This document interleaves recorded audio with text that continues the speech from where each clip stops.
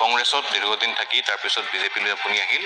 কেইবাজনো বিজেপি নেতাৰ সৈতে আপোনালোকে বিজেপিত এতিয়া কাৰ্যনিৰ্বাহ কৰি আছে খুব সুন্দৰভাৱে চৰকাৰ চলি আছে কিন্তু তাৰ মাজতে এটা বিষয়ক লৈ বিভিন্ন সময়ত প্ৰশ্ন উত্থাপিত হয় যে মানৱ ডেকাই মন্ত্ৰিত্ব নাপালে কিয় বিচাৰিছিল কেতিয়া মই বিধায়ক হোৱা আজি 3.5 বছৰ হৈ গৈছে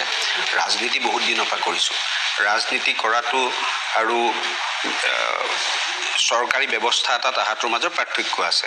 মই ৰাজনৈতিক পুৰণা কিন্তু মই জনপ্ৰতিনিধি হিচাপে নতুন আৰু সেইটো মই প্ৰথম জনপ্ৰতিনিধি হৈ ৰাইজৰ দায়িত্ব পালন কৰাটোহে মোৰ বেছি আগ্ৰহ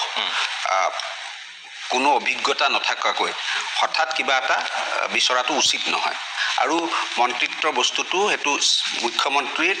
বিশেষ অধিকাৰৰ ভিতৰত পৰে কোনো মই শুনা নাই যে কোনোবা মন্ত্ৰীৰ বিচাৰি কোনোবা বিধায়কে লবি কৰে বুলি আৰু মই সেই ৰাজনীতিটোক বিশ্বাসেই নকৰোঁ মই এতিয়া বিধায়ক হিচাপে মই এতিয়ালৈকে সম্পূৰ্ণ নিজকে প্ৰুভ কৰিব পৰা নাই মই যে এজন বিধায়ক হিচাপে ভাল কাম কৰিছোঁ নে বেয়া কাম কৰিছোঁ বা প্ৰপাৰলি লখিমপুৰ বিধানসভা সমষ্টিৰ ৰাইজক প্ৰতিনিধিত্ব কৰিব পাৰিছোঁ নে না নাই তাৰ ফলাফলটো মই যদি 26ত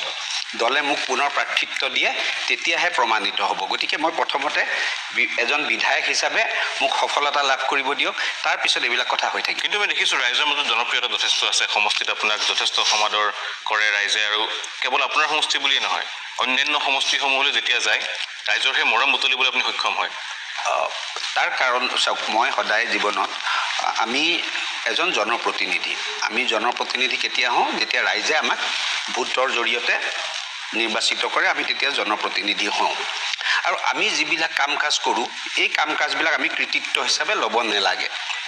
সচৰাচৰ দেখা যায় যে আগৰ দিনত ৰাজনীতিক মই কোনো ব্যক্তি বিশেষে কোৱা নাই মই ব্যৱস্থা এটাৰ ওপৰত কৈছোঁ যেতিয়া কিবা এখন দলং বনাই দিলে ডাঙৰ বা ডাঙৰ কাম এটা কৰি দিলে বা জনসাধাৰণৰ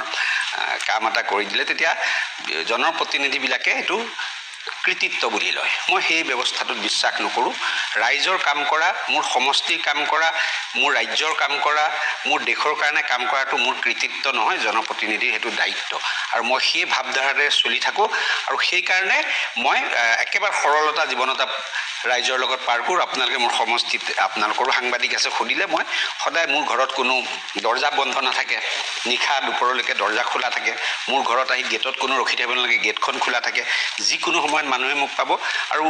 পৰাপক্ষত মই যদি জাগি আছোঁ টেলিফোনটো মই ধৰোঁ বা ক'ৰবাত ভাষণ দি আছোঁ কিবা মিটিঙত আছোঁ এতিয়া এই মুহূৰ্তত মই টেলিফোনকেইটা চাইলেণ্ট কৰি আহিছোঁ বন্ধ কৰি অহা নাই যাতে মই মিছ কলকেইটা কল বেক কৰিব পাৰোঁ বা হোৱাটছআপতো যদি দৌৰ এতিয়া হোৱাটছআপতো আমাৰ কিমান হয় মোৰে 421টা গ্ৰুপ আছে হোৱাটছআপ গ্ৰুপ তথাপি যিমান পাৰোঁ ৰিপ্লাই দিবলৈ চেষ্টা কৰোঁ তাৰ মাজতো এটা হয় কি অদৰকাৰী বহুত হোৱাটছআপ আহি যায় তেতিয়া আমি আৰু সেইখিনি চাওঁ কিন্তু ইগন'ৰ কৰোঁ কিন্তু দৰকাৰী যিমান পাৰোঁ হোৱাটছআপো এটা ভাল মাধ্যম হিচাপে পৰিগণিত হৈছে আমাৰ কাৰণে কিন্তু মানৱ ডেকাৰ যদি আমি কথা কওঁ তেতিয়াহ'লে মানৱ ডেকা মুখ্যমন্ত্ৰী হিমন্ত বিশ্ব শৰ্মাৰ আটাইতকৈ ঘনিষ্ঠ বুলি চৰ্চা হয় বা বহুতেই সেই কথা ক'ব খোজে আমিও মাজে মাজে সেই কথা শুনি থাকোঁ একে সময়তে 2015 চনত আপুনি বিজেপি দলত যোগদান কৰিলে আপোনাৰ লগতে একেলগে যোগদান কৰা বহুজন আপোনাতকৈ আগতে বিধায়ক হ'ল মন্ত্ৰী হ'ল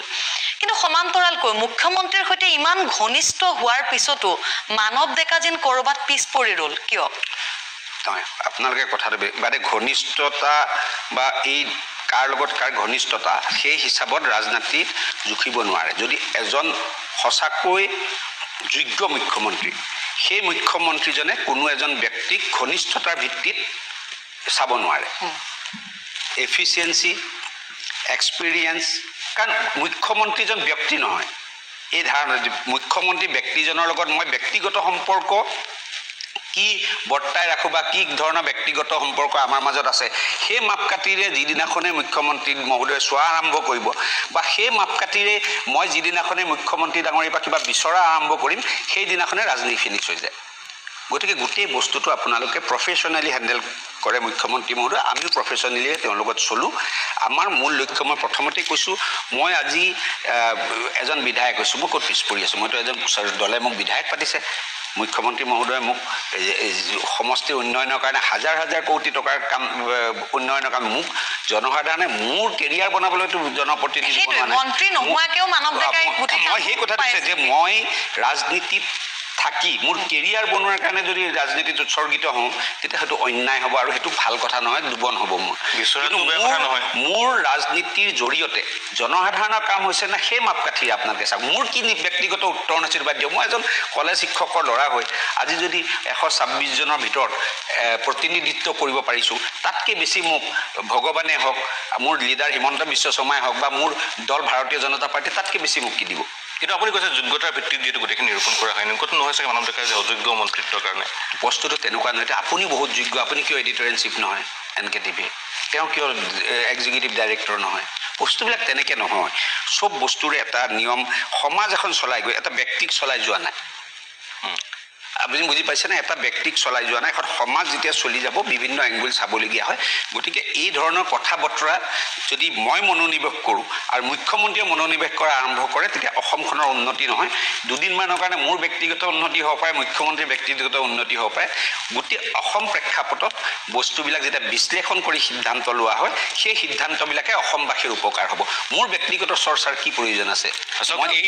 এই প্ৰসংগসমূহ আমি উল্লেখ কৰিছোঁ কাৰণ এই বিষয়সমূহক লৈ চৰ্চা হয় আৰু আজি এই অনুষ্ঠানত তেনে কিছু কথাই আমি পাতিম যিসমূহ চৰ্চা হৈ থাকে। মানৱ ডেকাৰ চিন্তানো কি সেই কথাসমূহ সন্দৰ্ভত আমি জনাৰ চেষ্টা কৰিম।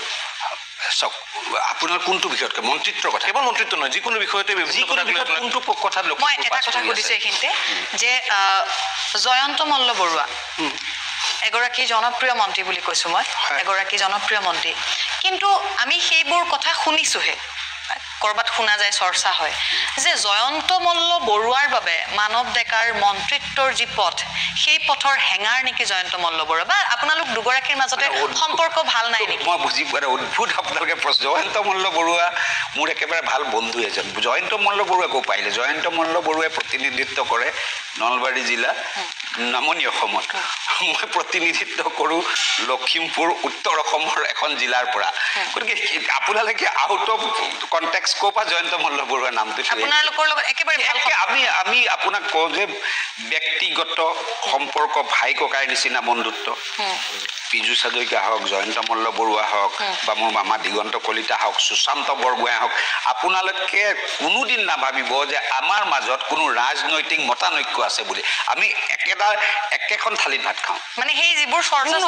অদৰকাৰী এইবিলাক, আমি সেইবিলাক চৰ্চা কৰিবলৈ আমাৰ সময়ো নাই। আমি একেখন থালিত গোটেইকেইটা ভাত খোৱা মানুহ। গতিকে আমি এই ৰাজনীতি এতিয়াহে বিধায়ক হৈছোঁ, তাৰ আগৰ জীৱনবিলাক আপোনালোকে তেতিয়া আমি হয়তো আলোচনাৰ বিষয়বস্তু নাছিলোঁ, সেই পৰ্যালোচনাবিলাক কেতিয়াবা আপোনালোকে আমাৰ লগত কৰি চাবচোন, তেতিয়া গম পাব যে আমি সেই ধৰণৰ ৰাজনীতি কৰা মানুহ নহয়। মানে জয়ন্ত মল্ল বৰুৱা হওক, পীযুষ হাজৰিকা হওক,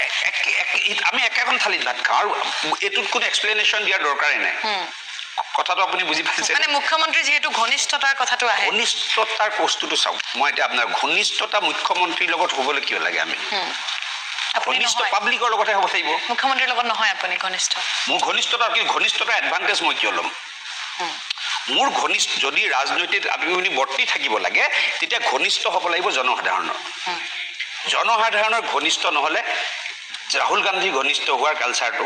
সোনিয়া গান্ধীৰ ঘনিষ্ঠ হোৱাৰ কালচাৰটো বিজেপিত নাই। সেইকাৰণে কংগ্ৰেছৰ অৱস্থা কি হৈছে দেখিছে নাই? যে অমুকৰ ঘনিষ্ঠ, অমুকৰ ৰাজপুত্ৰ, অমুকৰ লগত মোৰ ভাল, অমুক লবিক মই ৰিপ্ৰেজেণ্ট কৰোঁ। সেইটো বিজেপিত শুনিছে নেকি আপোনালোকে? মোৰ মুখ্যমন্ত্ৰীৰ লগত ব্যক্তিগত সম্পৰ্ক, সেইটো ৰাজনৈতিক আলোচনাৰ বিষয়বস্তু হ'ব নালাগে। কংগ্ৰেছৰ যিটো লবিৰ প্ৰসংগ আপুনি উল্লেখ কৰিছে, এইখিনিতে কওঁ যে যেতিয়া আপোনালোকে কংগ্ৰেছ এৰি বিজেপিলৈ আহিছিল তেতিয়াও কোৱা হৈছিল যে হিমন্ত বিশ্ব শৰ্মাৰ লবি, দাদা ব্ৰিগেড বুলি এটা শব্দ উচ্চাৰণ হয়। এতিয়ালৈকে সেই শব্দটো চলি আহিছে। তাতো লবিৰ প্ৰসংগটো আহিব তেনেকুৱা হ'লে? কি লবিকেইটা কৈ দিয়ক, কোনটো লবি? হিমন্ত বিশ্ব শৰ্মাৰ লবি। হিমন্ত বিশ্ব শৰ্মাৰ আজি মন্ত্ৰীসভাখনত মানুহবিলাক চাওকচোন, কিবা লবি কেন্দ্ৰিক মন্ত্ৰীসভা নেকি? আমাৰ পাৰ্টিৰ ডেম'ক্ৰেটিক ৱেট, এফিচিয়েঞ্চি, আজি পুৰণা নতুন নৱপ্ৰজন্ম সকলো মিলাই এখন মন্ত্ৰীসভা, আৰু সেই মন্ত্ৰীসভাখনত লবি হোৱাৰ প্ৰশ্নই নুঠে। কাৰণ এইটো মুখ্যমন্ত্ৰীৰ এটা একান্ত তেওঁৰ অধিকাৰৰ ভিতৰৰ বস্তু। আৰু আপোনালোকে যে আজি আপোনালোকে কৈ থাকে, আপোনালোকে কওক যে আমাক অলপ কওক, মই যদি আপোনাক অলপ মছলা নিউজ লাগে মই দি দিম। কিন্তু মছলা নিউজ এইটো সমস্যা সমাধান নহয়। আপোনাৰ সমস্যা সমাধান হ'ব, TRP বাঢ়িব, এডভাৰটাইজ বেছি পাব। মোৰতো সমস্যা সমাধান। আপোনালোকৰ দলৰ মানুহে এইটো বাৰে বাৰে, কোন দলৰ মানুহে কৈছে? ৰাজেন গোহাঁই ডাঙৰীয়া কেন্দ্ৰীয় মন্ত্ৰী আছিলে, তাৰপিছত তেওঁ কৈছে আপুনি শুনিছে নিশ্চয় ৰাজেন গোহাঁই ডাঙৰ ছিনিয়ৰ এজন আমাৰ দলৰ জ্যেষ্ঠ নেতা তেওঁ কৈছে তেওঁ কোৱাৰ অধিকাৰ আছে তাৰ উত্তৰ দলৰ সভাপতিয়ে দিব কিন্তু কৈছে কোৱা বাবেহে চৰ্চা হৈছে সেইকাৰণে ডেমক্ৰেটিক দল সেইকাৰণে ডেমক্ৰেটিক দল গণতান্ত্ৰিক ব্যৱস্থাটো আমাৰ আছে কাৰণে কথাবোৰ মিছা নে সঁচা সম্পূৰ্ণ মিছা কথা সম্পূৰ্ণ মিছা কথা আৰু আপোনালোকে কৈ আছে যে আজি দীপ্লু ৰঞ্জন এই পাৰ্টিৰ সবতকৈ পুৰণা কাৰ্যকৰ্তাৰ ভিতৰত এজন আজি এম এল এ হৈছে মিছন ৰঞ্জন দাস আজি এম পি হৈছে ৰমেন ডেকা ডাঙৰীয়া আজি গভৰ্ণৰ ৰাজ্যপাল হৈছে আজি ধলাই ব্যক্তিজন তেওঁ বহুত পুৰণা মানুহ গতিকে এইবিলাকতো হিমন্ত বিশ্ব শৰ্মাৰ দিনতে হৈছে তেতিয়া লবি ক'ত দেখিলে আপোনালোকে সেইটোৱে কৈছোঁ যে আপোনালোকৰ দলৰ মানুহেই সময়ে সময়ে এইবোৰ কথা কৈ থাকে গণতান্ত্ৰিক ব্যৱস্থা এটাত আপোনাৰ নিউজ চেনেলটোতো যদি সকলো সাংবাদিকৰ বেলেগ বেলেগকৈ মন্তব্য লোৱা যায় দুজন তিনিজনৰ বেলেগ বেলেগ কথা হ'ব সেইটোৱেই হ'ল ডেমক্ৰেচি তাত ক'ব কোৱাৰ অধিকাৰ আছে কিন্তু ৰাজেন গোহাঁই ডাঙৰীয়াটো কাকো পাৰ্চনেল এটেক কৰা নাই ৰিজাল্ট দিয়াৰ দিনাখনেই তেওঁ মন্তব্য কৰিছিলে যে মুখ্যমন্ত্ৰীক হিমন্ত বিশ্ব শৰ্মাকো তেওঁ কটাক্ষ কৰি মন্তব্য কৰিছিলে সেইবাবেহে আমি আপোনাক সুধিছোঁ যিহেতু আপুনি বিজেপি দললৈ ব্যক্তিগতভাৱে কৈছে তাৰ ৰিপ্লাইটো ভৱেশ কলিতা ডাঙৰীয়াই দিছে আপোনালোকে দেখা নাই জানো দিছে নে নাই গতিকে বিজেপি দলত যেনেধৰণে এটা নেৰেটিভ এটা সৃষ্টি হৈ থাকে তেনেধৰণৰ একো কথা ক'ব নাই ইয়াত নোৱাৰেই নহয় আপুনি দেখক ইয়াতে চাওক ইয়াতে প্ৰথম হ'ব আমাৰ দল দেশৰ পিছত দলৰ পিছতহে ব্যক্তি গতিকে ইয়াত স্কোপটো নাই আপুনি স্কোপটো নাই যিটো কংগ্ৰেছৰ উল্টা প্ৰথম ব্যক্তি আমি কৰোঁ ভাৰত মাতা পূজন কংগ্ৰেছত কৰে ছোনিয়া মাতা পূজন কথাবিলাকৰ পাৰ্থক্য আছে গতিকে ইয়াৰ যিটো আইডিঅলজিকেল ষ্ট্ৰাকচাৰটোত আপুনি লবি কৰাৰ সুবিধা নাথাকে কিন্তু কংগ্ৰেছত গোটেই ষ্ট্ৰাকচাৰটোৱে লবি কেন্দ্ৰিক কিন্তু কংগ্ৰেছৰ গোটেই কালচাৰটোৰ কথা আপুনি বাৰে বাৰে কৈছে কংগ্ৰেছৰ কথা কৈ আছে কিন্তু আমি বিভিন্ন সময়ত শুনিবলৈ পাওঁ মই বাৰে বাৰে কৈছোঁ আমি শুনিবলৈহে পাওঁ সেইবাবে আপোনাক আজি প্ৰশ্ন কৰিছোঁ লখিমপুৰ সমষ্টিৰ বিধায়ক মানৱ ডেকা সমান্তৰালকৈ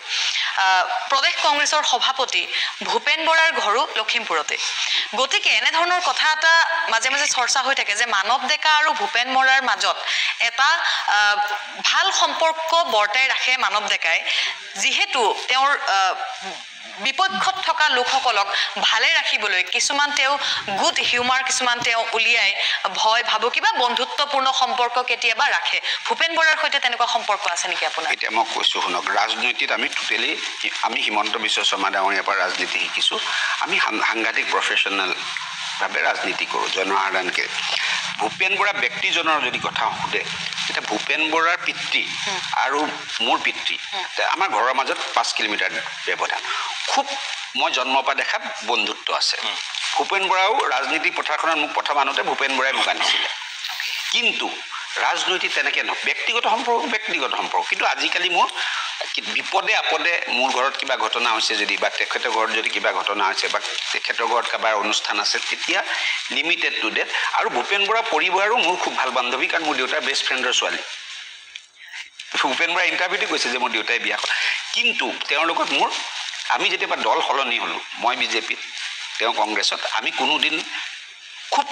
কথা পতা মোৰ মনতেই নাই আৰু কেতিয়াবা যদি সেই বিপদে আপদে কথা পাতিছোঁ সেই লিমিটেডটো ডেট পাৰ্টিকুলাৰ টপিক কেতিয়াও ৰাজনৈতিক আলোচনা আমাৰ হোৱা নাই এনেকুৱা কথা কিছুমান ওলাই যে মানৱ ডেকা মেনেজ কৰাত ভাল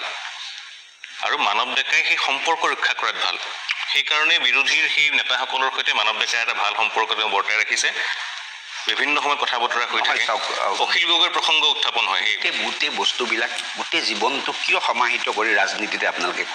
সামৰি পেলাব বিচাৰে মই এজন মানুহ নহয় জানো তেজমঙৰে মানুহ ইমান কিয় হিংসা কৰে আমি ব্যক্তিগত সম্পৰ্কবিলাক যদি বনাই চাওক এতিয়া আপোনাৰ লগত আপুনি কোন আজি আপুনি এই চেনেলত আছে কাইলৈ যদি কমিউনিষ্টৰ চেনেল এটাতো যায় মানে মই আইডিঅলজি কি কৈছোঁ মই আপোনাৰ লগত বা জবাৰ লগত মই সম্পৰ্কটো বনাই কিয় ৰাখিবলৈ নহ'লে বুঢ়া কালত দেখোন একদম ডিপ্ৰেশ্যনত মৰিম দেখোন কথা পাতিবলৈ মানুহ এটা নহ'ব দেখোন ব্যক্তিগত সম্পৰ্কবিলাক ভাল বেয়া দুখ সুখত মই যদি দল বিচাৰি পিনে বন্ধুত্ব কৰিবলৈ যাওঁ দল বিচাৰি যদি সম্পৰ্ক ৰাখিবলৈ যাম তেতিয়া বুঢ়া কালত মই এজন একেবাৰে নিথৰুৱা অকলশৰীয়া মানুহ হৈ যাম এই প্ৰশ্নটো এইভাবে উত্থাপন হৈছে বিগত যদি আমি ৰাজ্যসভা নিৰ্বাচনলৈ ঘূৰি যাওঁ অসমৰ প্ৰেক্ষাপট যদি চাওঁ তেতিয়াহ'লে মানৱ ডেকাক মেনেজ মাষ্টাৰ বুলি অভিযোগ বহুতেই দিব বিচাৰিছে কিয়নো অখিল গগৈ আৰু কৰিমউদ্দিন বৰভূঞাৰ মাজত যিখন ধন লেনদেনৰ যিটো ঘটনা আমি সকলোৱে জানো সেই ধন লেনদেনৰ ঘটনাটোত মানৱ ডেকাই তেখেতে মাজত থাকি গোটেই কাৰবাৰটো হেণ্ডেল কৰিছিল বুলি চৰ্চা উঠিছে বা অভিযোগ মই আছে জ্ঞাত নহয় এইবিলাক চব পলিটিকেল অখিল গগৈ ডাঙৰীয়া আৰু কৰিমউদ্দিন বৰভূঞা ডাঙৰীয়া দুইজনে একদম ব্যতিক্ৰমী ধৰণৰ কেৰেক্টাৰ আনপ্ৰেডিক্টেবল মানুহ তেওঁলোকে ক'ত কি কৈছে মই সেইটো জ্ঞাত নহয় কিন্তু মই কোনো এই ধৰণৰ কাৰ্যত জড়িত নহয় কিন্তু মই সকলো লগতে সম্পৰ্ক মানে সেইটো ৰাজনৈতিক নহয় যদি কাৰোবাৰ লগত এদিন ভাল হৈছে এদিন কথা পাতিছোঁ সদায় মই মেইনটেইন কৰিব চেষ্টা কৰোঁ সেই মানুহজনে যদি মোৰ পৰা আঁতৰি নাযায় মোৰ সেইটো এটা আপোনালোকে পাওঁ আপোনালোকৰ সাংবাদিক যে পাব যে মোক এক ফোনতে আপোনালোকে পায় নে নাপায় বিপদে আপোনালোকে মই সদায় প্ৰথম মোকে পাব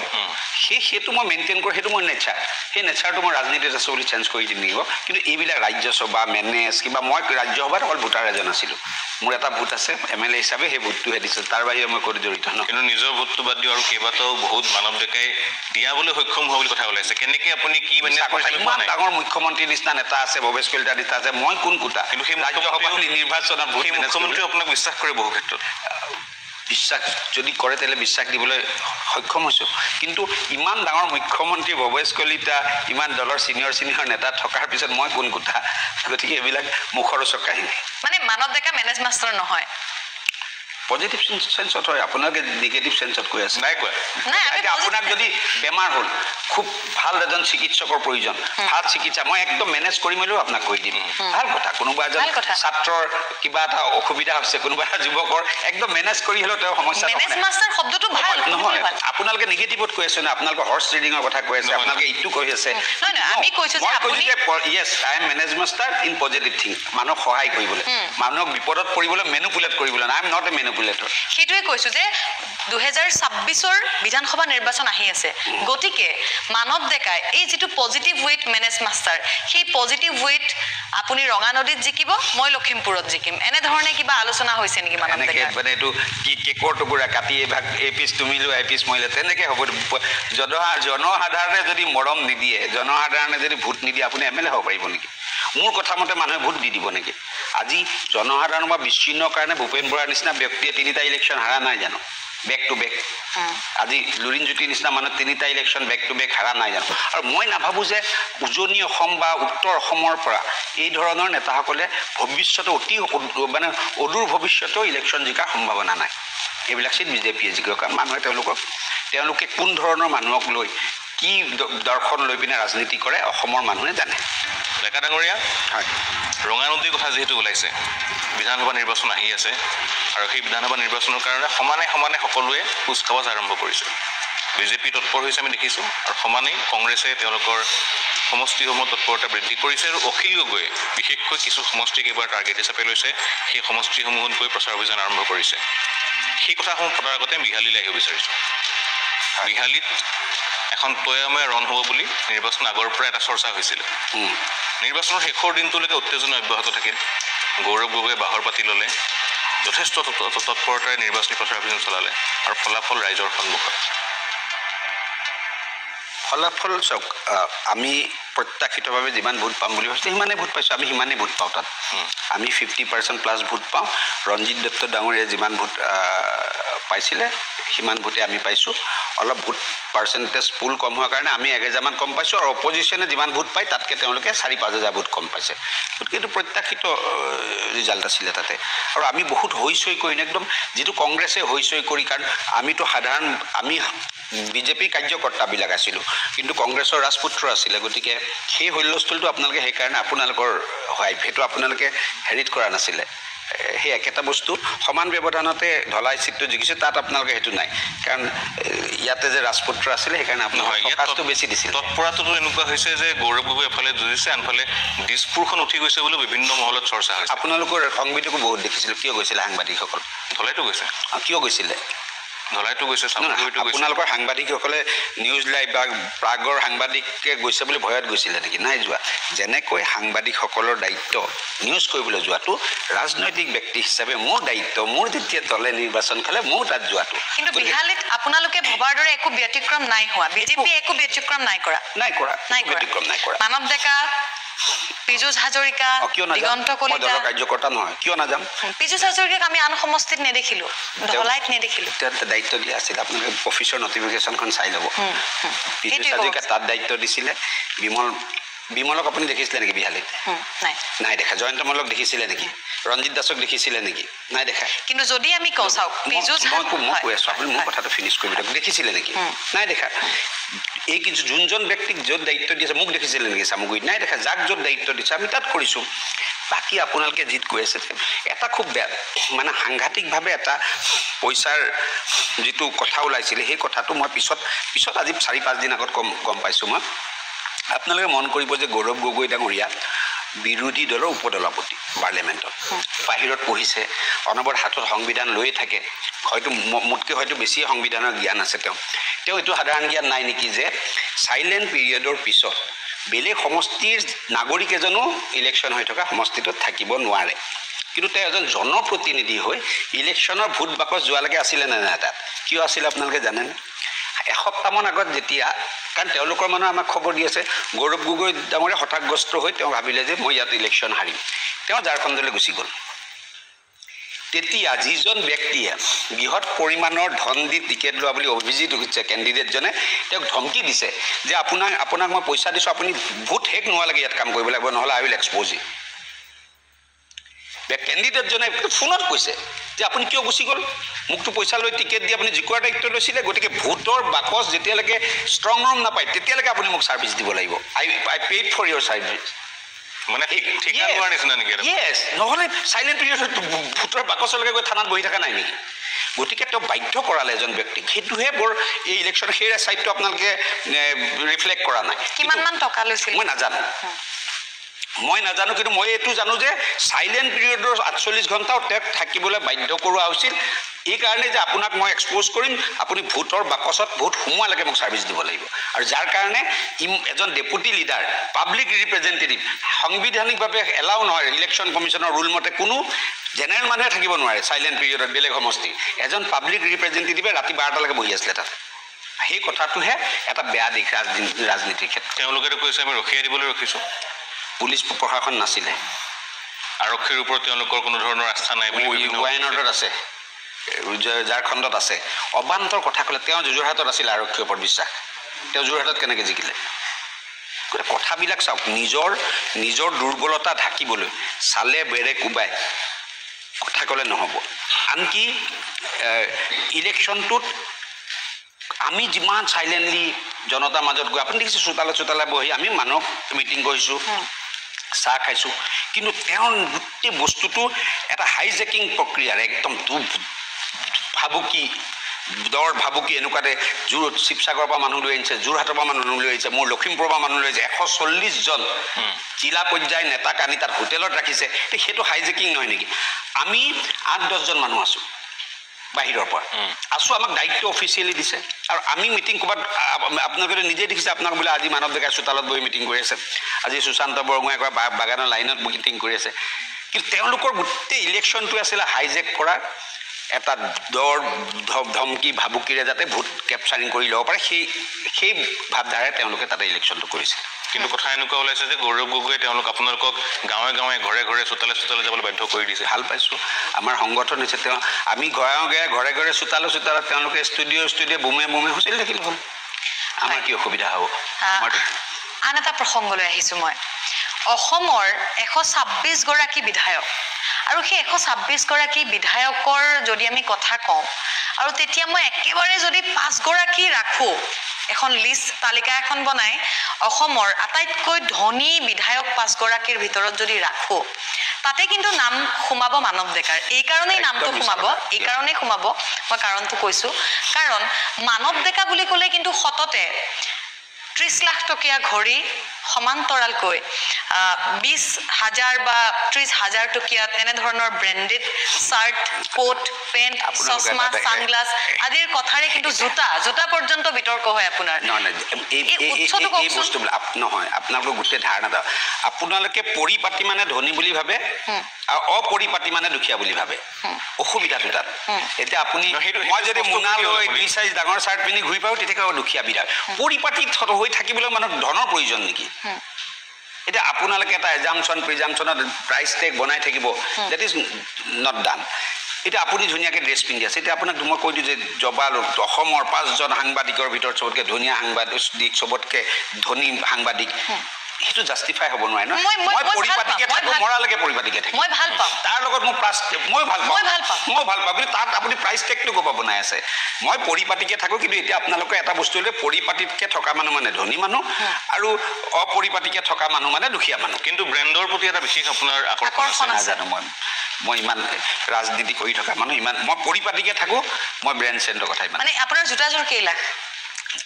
চাওক মই জোতাযোৰ পিন্ধিছোঁ ঠাণ্ডা দিনৰ কাৰণে এতিয়া আপুনি মোতে প্ৰাইচ টেগ এটা লগাই তাত ধৰি দিয়ে এই প্ৰশ্নবিলাক অপ্ৰাসংগিক এই প্ৰশ্নবিলাকৰ দ্বাৰা কোনো ৰাজ্যৰ সাংবাদিকৰ ৰাজনৈতিক ব্যক্তিৰ একো উপকাৰ হ'বলগীয়া প্ৰশ্ন নহয় এই প্ৰশ্নবিলাকত বহুত কথা আমাৰ অসমৰ নিচিনা এখন ৰাজ্য যদি এজন এতিয়া আপোনালোকে যদি প্ৰাইচ টেগ চাওক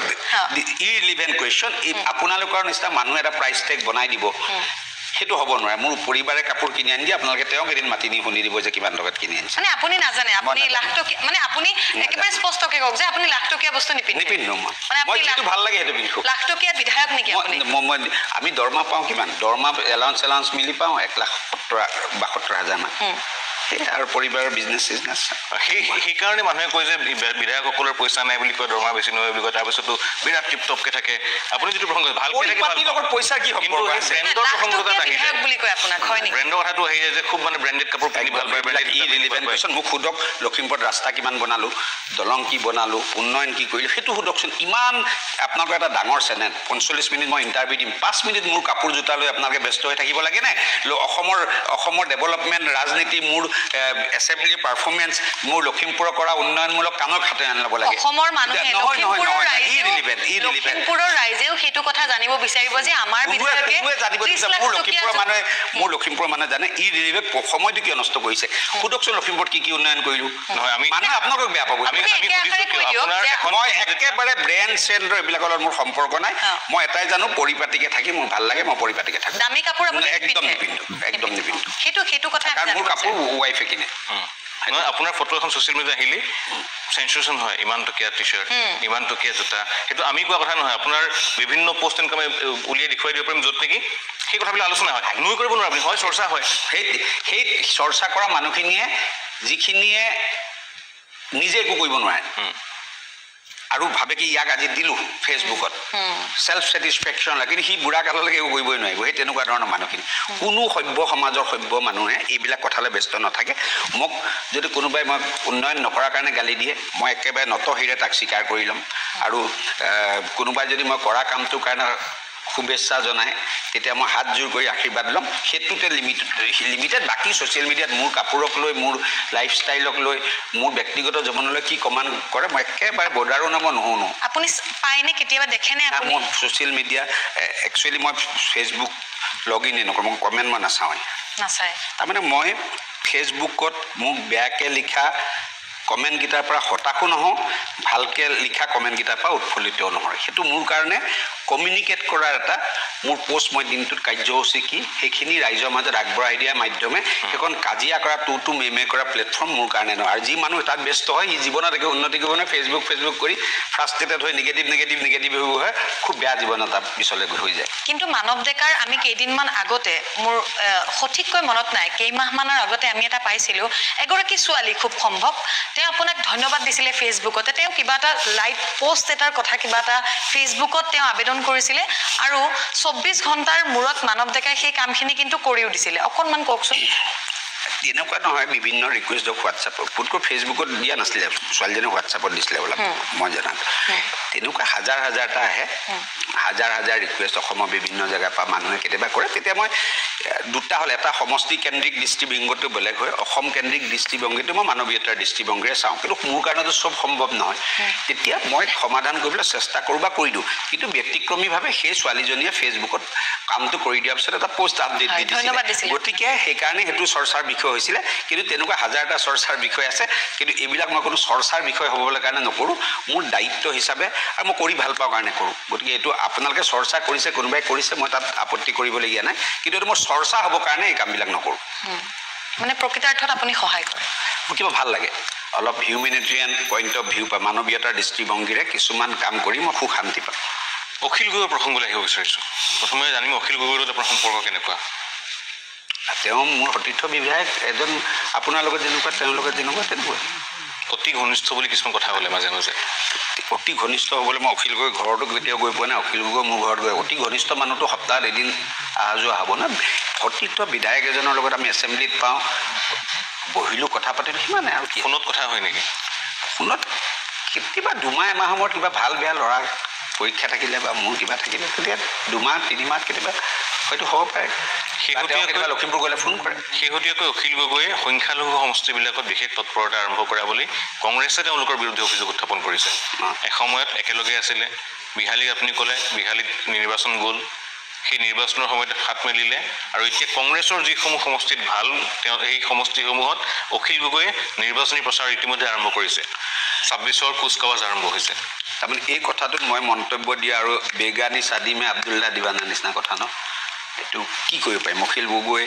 গণতান্ত্ৰিক প্ৰক্ৰিয়াত যিকোনো দল যিকোনো নেতাৰ যিকোনো অঞ্চলত গৈ কেম্পেইন কৰা সংগঠন কৰা অধিকাৰ আছে মই শুভেচ্ছা জনাইছোঁ কিন্তু এই বিষয়সমূহে ক'ৰবাত বিজেপিক সহায় কৰিব বুলি কথা ওলাইছে সেইকাৰণে আপোনাক সুধিছোঁ যে বিজেপিক অখিল গগৈ বিশেষভাৱে সহায় কৰিব লাগিছে বিজেপিৰ ইমান বেয়া দিন হোৱা নাই যে বেলেগৰ অপজিশ্যন পাৰ্টিৰ সহায় লৈ আমি ইলেকশ্যন খেলিবলগীয়া অৱস্থা আহিছে বুলি সদ্যহতে মই ভবা নাই আৰু ডিলিমিটেশ্যনৰ পিছত আমি যিবিলাক পৰ্যালোচনা কৰিছোঁ সেই পৰ্যালোচনাবিলাকত বহুত বেছি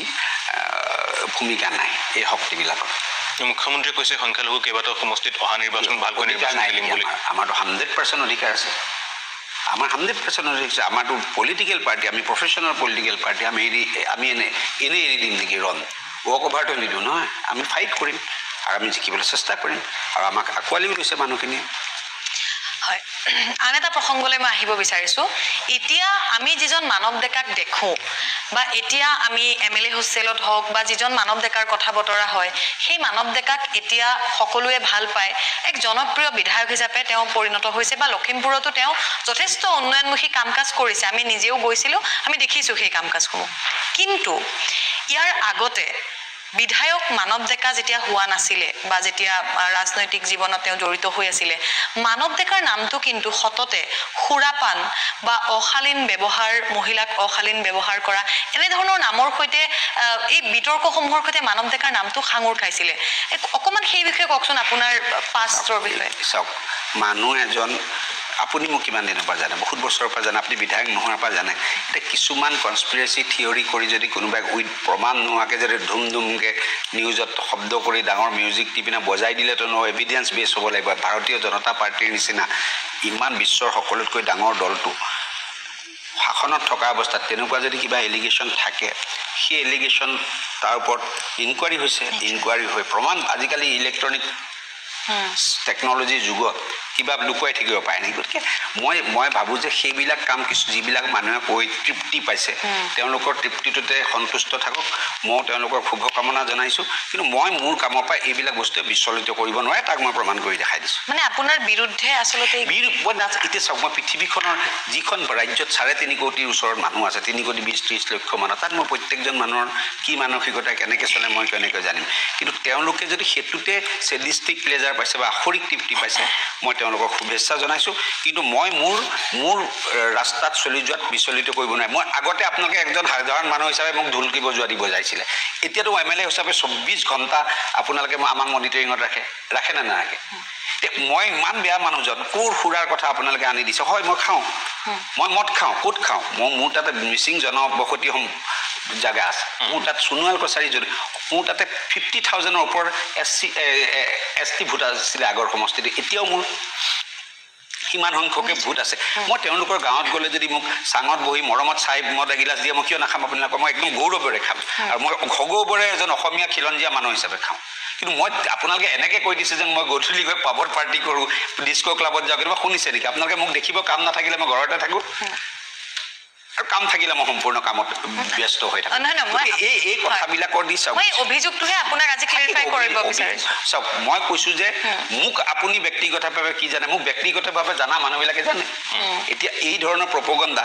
কৰি পিনে যদি কোনোবাই আখৰিক তৃপ্তি পায় বা তেওঁ ভাবিছিলে ইয়াক মাৰি দিলোঁ কিন্তু ভগৱানো আছে মিডিয়াও আছে, ৰাইজো আছে, চব আছে। ক'ত মোৰ এগেইনষ্টত ক'ৰবাত এটা এভিডেঞ্চ আনি দিয়ক, মই MLA ৰাজনীতি বাদ দি দিম। সেই কামবিলাক কোনে কৰিছিলে আপুনি গম পাইছেনে পিছত? মই জানিবলৈ, মই নিগেটিভ কাৰণে খুব ইণ্টাৰেষ্ট নলওঁ। মই একদম মই এটা মানুহ, মোৰ কাৰণে happiness is the state of mind, আৰু মই অনবৰত হেপি হৈ থাকিব বিচাৰোঁ। গতিকে মই জানো যে ভগৱানে মোক দিনটোত 24 ঘণ্টা দিছে। 24 ঘণ্টাৰ ভিতৰত মোক শুওঁতেওতো লাগিব 7-8 ঘণ্টা। বাকী সময়খিনি যদি মই নিগেটিভিটিত গুচি যাওঁ, তেতিয়া মই নিগেটিভিটি কৰি কৰি মোৰ ভাল কাম কৰিবলৈ সময় নহ'ব। গতিকে মই একদম নিগেটিভ কামত নালাগো। আপোনালোকে মোৰ ভাষণতো নুশুনিব কাৰোবাক সমালোচনা কৰা, কেতিয়াও নকৰোঁ। মই সদায় পজিটিভ কাম লৈ ব্যস্ত হৈ থাকোঁ, কাৰণ মই জানো যে মই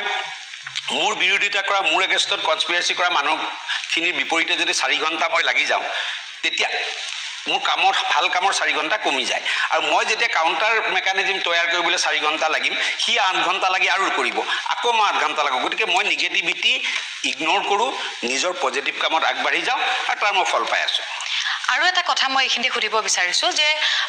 লখিমপুৰৰ বিধায়ক মানৱ ডেকাই ক'ৰবাত বিধায়ক হৈ থাকিয়েই মন্ত্ৰী হ'বলৈ তেওঁ আশা কৰা নাই বা মন্ত্ৰীত্ব তেওঁ বিচৰা নাই। বিধায়ক হৈ থাকি লখিমপুৰৰ যি উন্নয়নমুখী কাম, সেই উন্নয়নমুখী কামৰ ভিতৰত মই আপোনাক 5টা এনেধৰণৰ বৰ্তমানলৈকে হোৱা উন্নয়নমুখী কাম মই আপোনাক জনাবলৈ অনুৰোধ জনাইছোঁ। লখিমপুৰত আজি 40 বছৰীয়া, মই ডাঙৰ কাম কৰিছে কাৰণে কৈছোঁ, 40 বছৰীয়া এটা আন্দোলন আছিলে, যিটো আন্দোলন তাবু তাইত ডাঙৰীয়া, হোমেন বৰগোহাঁই ডাঙৰীয়া নিচিনা মানুহে আন্দোলন এটা গঢ়ি ল'বলৈ হৈছিলে। খুনাসতিৰ দলং প্ৰায় 400 কোটি টকাৰ প্ৰজেক্ট, যিটো ষ্টেট গভৰ্ণমেণ্টৰ। মই MLA হৈ 3 মাহৰ ভিতৰত সেই দলং চেংচন কৰি এতিয়া পূৰ্ণোদ্যমে কাম চলি আছে। সেইটো আগৰ চৰকাৰবিলাকে সেইটো এটা এজেণ্ডা থাকে, আমি বিবেচনা কৰিম, এনেকৈ থাকে। লোকেল MLAটোৰ মেনিফেষ্টো কোনো দিনত শিল এটাও নেপেলায়, কোনো দিন নকৰিলা, মই কৰিলোঁ।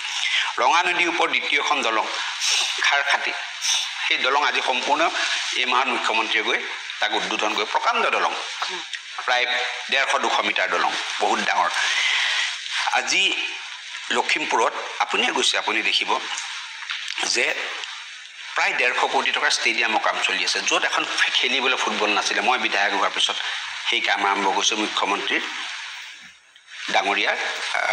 শুভেচ্ছাৰ কাৰণে। আপুনি নকাই গ'লে, আপুনি নকাৰী বুলি ক'লে আপুনি জানিব, আপোনাৰ বিশেষভাৱে সেই জেগাত আপুনি যায়। নকাৰী ৰাস্তাটোত মেডিকেল কলেজ আছে, ৰেলৱে ষ্টেচন আছে, স্কুল আছে, আপোনাৰ এয়াৰপৰ্ট আছে, ৰেলৰ লাইনটো মাজেদি গৈছে। সেই ফ্লাইঅভাৰ মই যেতিয়া টেণ্ডাৰ কৰি দিয়াৰ পিছতো মানুহে মোক কৈছে এখন এনেই কৰিছে, যিখিনি কংগ্ৰেছৰ মানুহ এনেই টুপি দিছে। এতিয়া পূৰ্ণোদ্যমে সেই ফ্লাইঅভাৰ কাম তাতে চলি আছে। আজি কিমিনৰ পৰা ডিজু কিমিনৰ যিটো অৰুণাচলৰ ৰাস্তা, বাইপাছেদি যদি আহে লখিমপুৰ টাউন, ডিজুৰ পৰা 16 কিলোমিটাৰ। মই ৰঙা নদীৰ ওপৰত 3য়খন দলং, 70 বছৰ কংগ্ৰেছে এখন দলং, মই 2য়খন বনালোঁ। 3য় দলং বনাই শ্বৰ্টকাট 5 কিলোমিটাৰ, যিটো 16 কিলোমিটাৰ পাক মাৰি টাউনদি আহিব লাগে, সেই ৰাস্তা কাম পূৰ্ণোদ্যমে চলি আছে। এতিয়া আমাৰ তাতে টেণ্ডাৰ হৈ গ'ল GNM nursing college, BSc nursing college, এতিয়া ছুপাৰ স্পেচিয়েলিটি হস্পিটেলৰ টেণ্ডাৰ কৰিব লৈছোঁ, জেল শ্বিফটিঙৰ কাম কৰিব। আজিৰ দিনত লখিমপুৰত প্ৰায় 2500 কোটি টকাৰ, মোৰ সমষ্টিত, জিলা বাদ দিয়ক, মোৰ সমষ্টিত 2500 কোটি টকাৰ কাম চলি আছে, আৰু 400-500 কোটি টকাৰ কাম এতিয়া পাইপলাইনত আছে। গতিকে তাতকৈ মোক আৰু কি এচিভমেণ্ট? নিৰ্বাচন আহি আছে, 26ৰ নিৰ্বাচনৰ প্ৰস্তুতি কেনেদৰে চলিছে? চাওক, মই ভাৰতীয় জনতা পাৰ্টীৰ কাৰ্যকৰ্তা এজন। ভাৰতীয় জনতা পাৰ্টী এটা এনেকুৱা প্ৰফেশ্যনেল ৰাজনৈতিক দল যি 12 মাহে 24 ঘণ্টাই 30 দিনে নিৰ্বাচনৰ কাৰণে সাজু থাকে। আমাৰ কাৰ্যসূচীবিলাকে যদি আপুনি কেলেণ্ডাৰবিলাক দেখে তেনেকৈয়ে চলি থাকে। আৰু যেতিয়া নিৰ্বাচন বেছি ওচৰ চাপি আহিব, আমি গোটেই বস্তুটো আপোনালোকে দেখিব, যিমানে ইলেকশ্যন চাপি আহিব আপোনালোকে আমাক বুমৰ আগত কম দেখিব, আপোনালোকৰ ষ্টুডিঅ'ত টকশ্ব'ত কম দেখিব, ৰাইজৰ মাজত দেখিব। কিন্তু যাতে ৰাইজৰ মতামত লৈ, ৰাইজৰ কি অভাৱ অভিযোগ আছে এইখিনি জানি সংগঠনটো খুব ষ্ট্ৰং কৰোঁ। ভাৰতীয় জনতা পাৰ্টীয়ে সংগঠনৰ ওপৰত নিৰ্বাচন খেলে সাংঘাতিক ধৰণে। এইটো আমাৰ সেই বিচাৰধাৰাৰ পৰিয়ালৰ ছিষ্টেমটোৱে তেনেকুৱা যে বিভিন্নজনে বিভিন্ন সংগঠনে আমাৰ একেবাৰে নিজৰ সংগঠন গ্ৰাউণ্ড লেভেললৈ গৈ কৰে। আৰু এতিয়া আমাৰ সাংঘাতিকভাৱে সংগঠনৰ পৰ্ব চলি আছে, আপোনালোকে জানে, বুথৰ পৰা জিলা, ৰাজ্যিক, নেশ্যনেললৈকে এতিয়ালৈকে আমাৰ বুথখিনি কমপ্লিট হৈ গ'ল। 15 দিন আমি মণ্ডল কমপ্লিট কৰিম, তাৰপিছত আমি জিলা কমপ্লিট কৰিম, ৰাজ্যিক। গতিকে এই কামখিনিৰ জৰিয়তে আমাৰ সাংঘাতিকভাৱে ইলেকশ্যনৰ প্ৰিপেৰেশ্যন হৈ আছে। বাই দ্য টাইম আমাৰ পঞ্চায়ত ইলেকশ্যন হৈ যাব। তাত যদিও গাঁও পৰ্যায়ত ধৰক এইবাৰ চিম্বলত ইলেকশ্যন নহয় খুব এটা ভাল সিদ্ধান্ত লৈছে যাতে ডেম'ক্ৰেটিক প্ৰচেছটো নন পলিটিকেল মানুহখিনি ইনভলভ হ'ব পাৰে তাৰপিছতে আমাৰ একদম ফুল ছুইঙত আফটাৰ পঞ্চায়ত ইলেকশ্যন আমি বিধানসভাৰ কাৰণে নিজকে ব্যস্ত কৰি যাম মই কোৱা নাই যে মোৰ কাৰণে দেই মই কৈছোঁ যে লখিমপুৰ বিধানসভা সমষ্টিত বিধানসভাৰ ইলেকশ্যনৰ কাৰণে মই ব্যস্ত হৈ যাম দলে যাক টিকেট দিয়ে সিয়ে জিকিব হয় আন এটা কথা সেইটো হৈছে আপুনি মই বৰ্তমান মুখ্যমন্ত্ৰীৰ সৈতে আপোনাৰ ঘনিষ্ঠ সম্পৰ্ক বুলি সকলোৱে জানো বা চৰ্চা হয় গতিকে হিমন্ত বিশ্ব শৰ্মাক আমি এই তালিকাৰ পৰা বাহিৰত ৰাখিছোঁ আন এটা প্ৰশ্নলৈ আহিছোঁ হিমন্ত বিশ্ব শৰ্মাক বাদ দি আপুনি ইয়াৰ আগৰ কেইবাখনো কংগ্ৰেছৰ চৰকাৰৰ পৰা আদি কৰি তৰুণ গগৈ চৰকাৰ বা সৰ্বানন্দ সোণোৱালৰ চৰকাৰ আপুনি দেখিছে বা প্ৰত্যক্ষভাৱে পাইছেও বহু ক্ষেত্ৰত গতিকে কোনগৰাকী বৰ্তমানলৈকে থকা কোনগৰাকী মুখ্যমন্ত্ৰীক আপুনি হিমন্ত বিশ্ব শৰ্মাক বাদ দি বেছ বুলি ভাবে আৰু কিয় তেওঁক সফল বুলি ভাবে চাওক আপুনি কোন চনৰ পৰা কৈছে 47 চনৰ পৰা কৈছে আপুনি পুৱাৰ পৰা আপুনি মই পুৱাৰ পৰা হিতেশ শইকীয়া শ্ৰেষ্ঠ মই হিতেশ শইকীয়া দেৱক পাইছোঁ ইয়াতে চবৰে পৰিস্থিতিবিলাক বেলেগ বেলেগ আছিলে হিতেশ শইকীয়া ডাঙৰীয়া যেতিয়া মুখ্যমন্ত্ৰী আছিলে একদম সম্পূৰ্ণ এটা বিপৰীত পৰিস্থিতি সন্ত্ৰাসবাদী সমস্যা ৰাষ্ট্ৰপতি শাসন এনেকুৱা এটা বিষম পৰিস্থিতিৰ পিছত তেওঁ মুখ্যমন্ত্ৰী হৈছিলে যিমান পাৰে তেওঁ মেনেজ কৰি মেলি এটা ষ্ট্ৰীমলাইন কৰিছিলে টু চাম এক্সটেণ্ট আৰু হিতেশ শইকীয়া সাংঘাতিকভাৱে মানৱীয়তাবাদী ব্যক্তি আছিলে মানুহক ৰেছপন্স কৰা সৰু মানুহ এজনক আমি তেতিয়া কলেজৰ ষ্টুডেণ্ট 17-18 বছৰ আমাকে সাংঘাতিক ধৰণে তেওঁ ইম্পৰ্টেঞ্চ দিছিলে কিবা এটা কথা ক'লে কৰি দিয়ে বা যিটো ৰেছপন্স ৰাতি মানে তেওঁ 18 ঘণ্টা কাম কৰিব পৰা মানুহ মই হিমন্ত বিশ্ব শৰ্মাৰ তাতকৈ বেছি গুণ আছে কিন্তু মই যিহেতু আপোনালোকে কোৱা নাই মতে গতিকে এইটো হিতেশ শইকীয়া তাৰপিছত এটা বেলেগ পৰিস্থিতি তৰুণ গগৈ ডাঙৰীয়া প্ৰফুল্ল মহন্ত ডাঙৰীয়াই দিনত সন্ত্ৰাসবাদ গা কৰি উঠিলে আকৌ এটা গুপ্ত হত্যা এনেকুৱা ধৰণৰ কথাবিলাক হ'ল তৰুণ গগৈ ডাঙৰীয়াৰ দিনত যিটো প্ৰত্যাহ্বান আছিলে ইকনমিক প্ৰত্যাহ্বান আছিলে সেইটো ল এণ্ড অৰ্ডাৰ প্ৰত্যাহ্বানটো ইমান নাছিলে মোটামুটি ঠাণ্ডা কৰিছিলে সেই সময়ত ইকনমিক যিটো হেৰি আছিলে সেইটো ক্ষেত্ৰত গগৈ ডাঙৰীয়াৰ কিছু ভূমিকা আছিল কিন্তু পিছৰ ফালে অৰাজক হৈ গ'ল 11 চনলৈকে চৰকাৰখন ভালেই চলি আছিলে 11 চনৰ পিছত অৰাজক হৈ গ'ল মানে কোনে ক'ত কেনেকৈ চৰকাৰ চলি আছে একেবাৰে বিতৃষ্ণা কৰি দিলে জনসাধাৰণক আৰু সৰ্বানন্দ সোণোৱাল ডাঙৰীয়া এজন ভদ্ৰলোক সৰ্বানন্দ সোণোৱাল ডাঙৰীয়া চৰকাৰখনত হিমন্ত বিশ্ব শৰ্মা সৰ্বানন্দ সোণোৱালে এটা টিম হিচাপে চলাইছিলে আৰু খুব ভালকৈ কাম কৰিছিলে এই দুজন সৰ্বানন্দ সোণোৱাল আৰু হিমন্ত বিশ্ব শৰ্মা দুয়োগৰাকীকে আপুনি একেবাৰে কাষৰ পৰা পাইছে গতিকে এগৰাকী যেতিয়া মুখ্যমন্ত্ৰী হৈ আছিল তেতিয়া কিন্তু আপুনি কাৰ্যনিৰ্বাহক হৈ আছিল আপুনি টিকট পোৱা নাছিল আন এগৰাকী মুখ্যমন্ত্ৰী হিমন্ত বিশ্ব শৰ্মাৰ মন্ত্ৰীসভাত আপুনি বিধায়ক হ'ল গতিকে হিমন্ত বিশ্ব শৰ্মা বা সৰ্বানন্দ সোণোৱালৰ সৈতে আপোনাৰ সম্পৰ্ক কেনেকুৱা খুব ভাল সম্পৰ্ক ব্যক্তিগতভাৱে সৰ্বানন্দ সোণোৱাল ডাঙৰীয়া মোৰ নেতা হিমন্ত বিশ্ব শৰ্মা ডাঙৰীয়া মোৰ গুৰু মই নেতা সলনি হ'ব গুৰুজনটো সলনি হ'ব নাই মোৰ LP স্কুলৰ টিচাৰজন মই সলনি কৰি দিব পাৰিম নেকি এতিয়া গতিকে হিমন্ত বিশ্ব শৰ্মা মোৰ ৰাজনৈতিক জীৱনত তেওঁ মই গুৰু ডে ওৱানৰ পৰা আৰু সৰ্বানন্দ সোণোৱাল আমাৰ দলৰ নেতা গতিকে মোৰো নেতা তেওঁ ছিনিয়ৰ নেতা one of the senior most leader আৰু তেওঁ মই ৰেছপেক্ট কৰোঁ ভদ্ৰলোক হিচাপে আৰু মোক ব্যক্তিগতভাৱে বহুত মৰম কৰে কিন্তু সৰ্বানন্দ সোণোৱালৰ দিনতেই সৰ্বানন্দ সোণোৱালৰ কাৰণেই আপুনি 16ত টিকেট নাপালে চৰ্চা এটা হ'বই নোৱাৰে কেতিয়াও নহয় মই টিকেট 16ত কেতিয়া মই জাষ্ট জইন কৰিছোঁ এমাহ আগত মইতো MLA নাছিলোঁ নহয় আপোনালোকে ভুল ধাৰণা এটা সৰ্বানন্দ সোণোৱাল ডাঙৰীয়া 16ত যেতিয়া ইলেকশ্যন খেলিছে তাৰ দুমাহ আগত মই জইন কৰিছোঁহে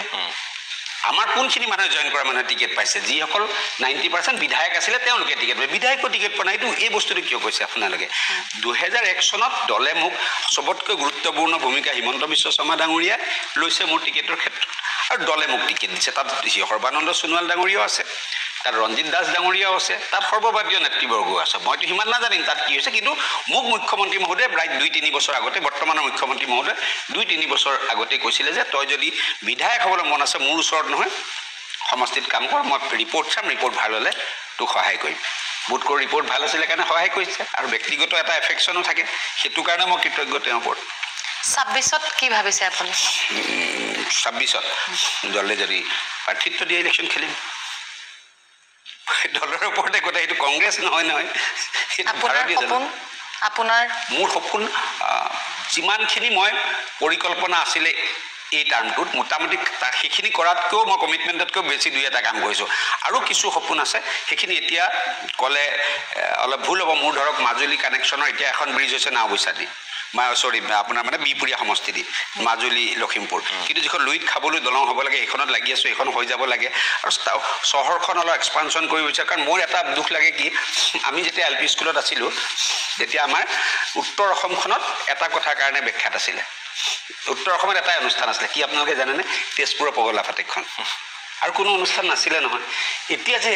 লখিমপুৰ ধেমাজিত আপোনাৰ কি নাই মেডিকেল কলেজ আছে ভেটেনেৰী কলেজ আছে ইঞ্জিনিয়াৰিং কলেজ আছে লখিমপুৰে এখন জিলা সৰু জিলাৰ ভিতৰত অসমত য'ত দুখন ইউনিভাৰ্চিটি আছে মাধৱদেৱ ইউনিভাৰ্চিটি নৰ্থ লখিমপুৰ ইউনিভাৰ্চিটি আজি ইনফ্ৰাষ্ট্ৰাকচাৰ হওক অসমৰ 5টা বেষ্ট ষ্টেডিয়ামৰ ভিতৰত মোৰ তাত ষ্টেডিয়াম বনি আছে আৰু 4-5 মাহত কাম সম্পূৰ্ণ হ'ব মেডিকেল কলেজ হৈ গ'ল কেঞ্চাৰ ইনষ্টিটিউট আছে GSC নাৰ্ছিং কলেজ এতিয়া ছুপাৰ স্পেচিয়েলিটি হস্পিটেল আৰম্ভ কৰিম ডেণ্টেল কলেজ আৰম্ভ কৰিম কিন্তু সেই পুৰণা যিখন লখিমপুৰ টাউনখন যথেষ্ট সৰু সেইকাৰণে মই যে ক'লোঁ আমাৰ কিমিনৰ ৰাস্তাত শ্বৰ্টকাট কৰি দিছোঁ এইবিলাক টাউনখন এক্সপানশ্যন কৰি সৰ্বাংগ সুন্দৰ এখন চহৰ কৰিবলৈ মোৰ ইচ্ছা আছে আৰু তাতে আপোনালোকে চাওক আমাৰ তাত এয়াৰপৰ্ট আছে সেই এয়াৰপৰ্টত প্ৰধান বৰুৱা আৰু মই প্ৰচেষ্টা লৈ মুখ্যমন্ত্ৰীৰ জৰিয়তে এতিয়া তাতে ভাৰতবৰ্ষৰ ভিতৰত ভাল ফ্লাইং স্কুলখন ৰেড বাৰ্ডৰ ভাল ফ্লাইং স্কুলখন আছে গৈ কেতিয়াবা আপোনালোকে চাব পাৰিব য'ত পাইলটৰ ট্ৰেইনিং হয় মানে কমাৰ্চিয়েল পাইলটৰ গতিকে সেই সপোনখিনি মোৰ আছে সেইখিনি ইলেকশ্যনৰ আগত যদি দলে টিকেট দিলে নিদিলেও সেই পৰিকল্পনাখিনি মই জনসাধাৰণৰ আগত দাঙি ধৰিম আৰু এটা কথা সৰ্বানন্দ সোণোৱাল আৰু হিমন্ত বিশ্ব শৰ্মাৰ যদি দুয়োটা কাৰ্যকাল চাই তেতিয়াহ'লে আপুনি কাক বেছিকৈ মানে 100ৰ ভিতৰত আপুনি নম্বৰ দিব লগা হ'লে কাক নম্বৰ দিব কিমান দুজনকে দিম কিন্তু হিমন্ত বিশ্ব শৰ্মা ডাঙৰীয়া ডিচিশ্যনবিলাক বহুত বোল্ড ষ্ট্ৰং মই কৈছোঁ সৰ্বাদা অলপ কণ্ট্ৰভাৰ্চি পৰা হেৰি থাকে অলপ জেণ্টেলমেন টাইপ মানুহ তেওঁ বহুত এগ্ৰেছিভ নহয় কিন্তু পলিচি ডিচিশ্যনটো কেবিনেটে লয় তাত হিমন্ত বিশ্ব শৰ্মা আছিলে সৰ্বানন্দ সোণোৱালো আছিলে আজিৰ দিনতো হিমন্ত বিশ্ব শৰ্মা মুখ্যমন্ত্ৰী তেওঁ সৰ্বাদা আমাৰ গাৰ্জেন নিচিনা তেওঁৰ পৰাতো মুখ্যমন্ত্ৰী মহোদয় নিশ্চয় আইডিয়াবিলাক শ্বেয়াৰ কৰে কিন্তু হিমন্ত বিশ্ব শৰ্মা ডাঙৰীয়া অলপ এগ্ৰেছিভ মানুহ আৰু ডিচিশ্যনবিলাক অলপ বোল্ড 26ৰ নিৰ্বাচন যিহেতু আহি আছে আপোনালোকে বিজেপিৰ তৎপৰতা আৰম্ভ কৰিছে আমি দেখিছোঁ বিৰোধীৰ কথা কি ক'ব ইতিমধ্যে বিৰোধী থানবান হৈছে কংগ্ৰেছ নাই বাকী যিকেইটা দল আছে তেওঁলোকৰ মাজতো মতবিৰোধ খামখেয়ালি আঁতৰা নাই ৰাজনীতিৰ খবৰ যিহেতু আপুনি ৰখাটো প্ৰয়োজনীয় কি দেখিছে আগন্তুক সময়ত এই বিৰোধীত চাওক একদম সঁচা কথাটো ক'বলৈ গ'লে কংগ্ৰেছ এটা বিৰোধী ৰাজনৈতিক দল 100% সত্য তেওঁলোকৰ গাঁওখনত এটা হ'লেও মানুহ থাকে ইমান পুৰণা দল বাকী আপোনালোকে অখিল গগৈ অলপ টেঙৰ মানুহৰ কাৰণে সংগঠন কৰিছে কিমান বাকীখিনি সভা শুৱনি লুৰিণজ্যোতি গগৈ আমাৰ অজিত ভূঞা এইবিলাক পেৰাচাইট এইবিলাক মূল গছডাল নহয় গছৰ ওপৰত থকা লতাডালহে আপোনালোকে ডিব্ৰুগড়তে দেখা নাই জানো কিমান মোৰ ভয় লাগি যায় লুৰিণজ্যোতি গগৈহঁতে কথা ক'লে যেন আমি লুৰিণজ্যোতি গগৈ আগত মোৰ ৱাৰ্ড মেম্বাৰ যেনো নালাগে মোৰ এনেকুৱা লাগে যেন ভাৰতৰ উপ ৰাষ্ট্ৰপতিয়ে কথা কৈ আছে সৰ্বভাৰতীয় এজন নেতাই কথা কৈ আছে যেতিয়া বাকচ খুলে ভোটটো নোলায় চিকিউৰিটি ফৰফিট হয় তো এই মানুহবিলাকে যদি সঁচাকৈ নিজক এই কংগ্ৰেছৰ পেৰাচাইট হোৱাতকৈ অখিল গগৈ অলপ এটা কাম কৰিছে মই সেইটো শুভেচ্ছাও জনাইছোঁ কি ইণ্টেনশ্যনতকৈ কিয় কৰিছে মই নাজানো কিন্তু কৰিছে এটা ৰাজনৈতিক দলৰ কৰা কংগ্ৰেছতকৈ অন্তত বেছি কৰিছে কিন্তু বাকীবিলাক হ'ল পেৰাচাইট সভা শুৱনি যে আমি ইমানটা দল একেলগে আছোঁ বহুতকেইটাতো মই দলৰো নাম নাজানো ব্যক্তিৰো নাম নাজানো তাৰ কাৰণে মই এইটো কোনো ব্যংগাত্মক বা তুচ্ছ কৰিবলৈ কোৱা নাই মই যিহেতু এজন ব্যক্তিয়ে 3 বছৰত 3টা ইলেকশ্যন হোৱাৰ ৰেকৰ্ড কৰিছে গতিকে সেই মানুহজনে নিজকো এবাৰ পৰ্যালোচনা কৰা উচিত যে মোৰ গ্ৰহণযোগ্যতা কিমান আৰু পলিটিকেলি মেচিয়ৰিটি অলপ অখিল গগৈৰ আছে লুৰিণজ্যোতি গগৈৰ নাই এইবিলাক অপৰিপক্ক ইমেচিয়ৰ পলিটিচিয়ান নহয় ঠিক আছে চান্দা উঠোৱালৈকে ৰাতিপুৱা টেলিফোন কৰা অলপ চান্দা গধূলি আহা সেইটোলৈকে ঠিক আছে কিন্তু চান্দাৰ ষ্টাইলতো ভোট নাহে নহয়